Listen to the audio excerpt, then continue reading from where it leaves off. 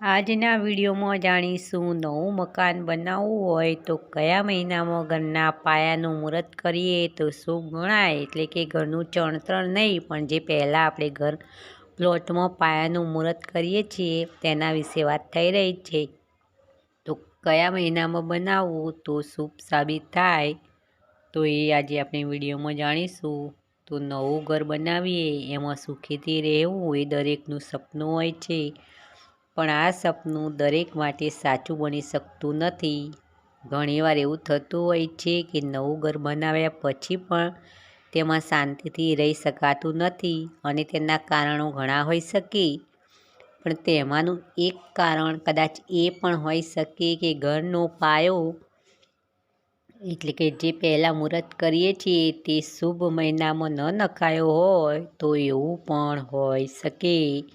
એટલે જ તો આજે આ વિડીયોમાં જ્યોતિષશાસ્ત્ર અને વાસ્તુશાસ્ત્ર અનુસાર કયા મહિનામાં ઘરના પાયાનું મુહૂર્ત કરીએ તો શુભ કરાય તે જાણીશું. અને તે પહેલાં મારી ચેનલને સબસ્ક્રાઈબ ન કરી હોય તો સબસ્ક્રાઈબ કરી લેવી. તો ચાલો જાણીએ કે કયા મહિના શુભ ગણાય પાયો નાખવા માટે, એટલે કે પાયાનું મુહૂર્ત કરવા માટે. તો જેને ધ્યાનમાં લઈ આ મહિનામાં ઘરના પાયાનું મુહૂર્ત કરવામાં આવે તો તમે ઘરમાં સુખેથી શાંતિથી રહી શકો છો, અને ઘરમાં સુખ સમૃદ્ધિ પણ બની રહે છે. ઘરના પાયાનું મુહૂર્ત માટે જ્યોતિષશાસ્ત્ર અનુસાર 5 ગુજરાતી મહિના શુભ ગણાય છે. તો કયા કયા તે જાણીશું. તો પાયાના મુહૂર્ત માટે વૈશાખ, શ્રાવણ, કારતક, માગશર અને ફાગણ મહિના શુભ ગણાય છે. તો માન્યતા એ છે કે આ મહિનામાં મકાનના પાયાનું મુહૂર્ત કરવામાં આવે તો ઘરમાં દરેક પ્રકારનું સુખ ભોગવી શકાય છે. એમાંય વળી વૈશાખ મહિનામાં મકાનના પાયાનું મુહૂર્ત કરવામાં આવે તો ઘરમાં ધન ધાન્યની કમી રહેતી નથી, સંતાન સુખ પણ સારું મળે છે, અને આરોગ્ય પણ સારું રહે છે. એટલે કે વૈશાખ મહિનામાં પાયાનું મુહૂર્ત કરવામાં આવે તો તે ખૂબ જ શુભ ગણાય છે. પછી જોઈશું શ્રાવણ માસ. તો શ્રાવણ માસમાં પાયાનું મુહૂર્ત કરવામાં આવે તો ધન અને મિત્રોમાં વધારો થાય છે.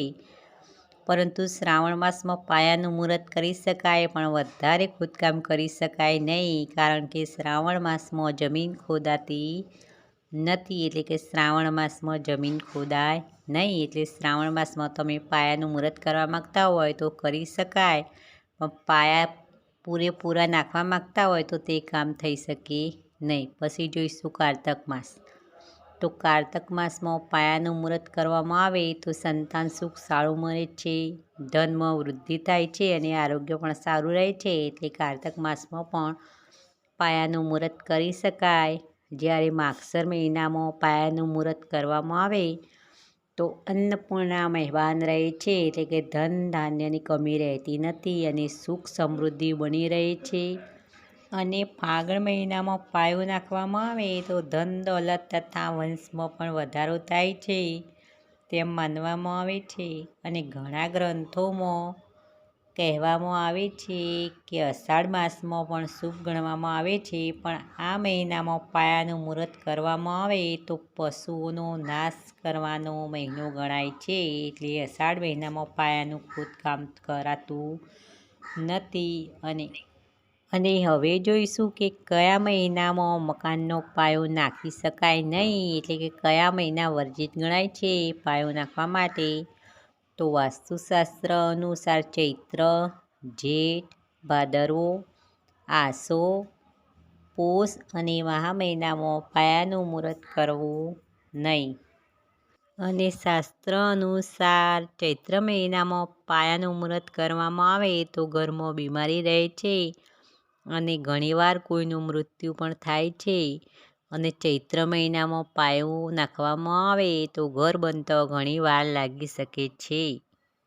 જેઠ માસમાં પણ એવું જ કહેવાય છે કે તમે ઘણી એવી અચાનક આવી જતી પરેશાનીઓમાં ઘેરાયેલા રહો છો.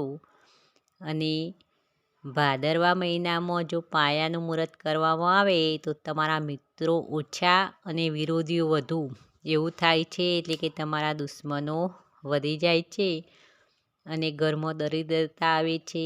અને આ ઘર ઘણીવાર પતનનું કારણ પણ બની શકે છે, એટલે કે ભાદરવા મહિનામાં પાયાનું મુહૂર્ત કરવું નહીં. અને આસો મહિનામાં પાયો નાખવામાં આવે તો દાંપત્ય જીવનમાં કાયમી ખટરાક રહે છે, એટલે કે ઘરમાં રહેનાર પતિ પત્ની વચ્ચે કલેશ રહે છે અને પત્નીનું મૃત્યુ પણ થઈ શકે છે. તો આસો મહિનો પણ પાયાનું મુહૂર્ત કરવા માટે અશુભ ગણાય છે. અને પોષ મહિનામાં જો પાયાનું મુહૂર્ત કરવામાં આવે તો ઘરમાં ચોરી થવાના ભય રહે છે. અને મહિનામાં ઘરનું નિર્માણ કરવામાં આવે તો આગને લગતા બનાવો બનવાનો ભય રહે છે. એટલે જ તો આ મહિનામાં ઘરના પાયાનું મુહૂર્ત કરવામાં આવતું નથી. એટલે કે આ પાછળના જે મહિનાઓ બતાવ્યા તેમાં પાયાનું મુહૂર્ત કરવાનું ટાળવું જોઈએ. અને એટલે કે આગળના 5 મહિના વૈશાખ, શ્રાવણ, કારતક, માગશર અને ફાગણ મહિના શુભ ગણાય છે અને બાકીના મહિનાઓ વર્જિત ગણાય છે. તો મિત્રો, આ માહિતી જે આપેલ છે તે જ્યોતિષશાસ્ત્ર અને વાસ્તુશાસ્ત્રના આધારે આપેલ છે. તો બાકી જે તમને ગમે તે સાચું. તો મિત્રો, વિડીયો પસંદ આવે તો એક લાઈક અવશ્ય કરવું, શેર કરવો અને આવા નવા વિચાર જાણવા મારી નવી વિચારધારા ચેનલને સબસ્ક્રાઈબ કરો. ફરી મળીશું નવા કોઈ વિચાર સાથે નવી વિચારધારામાં.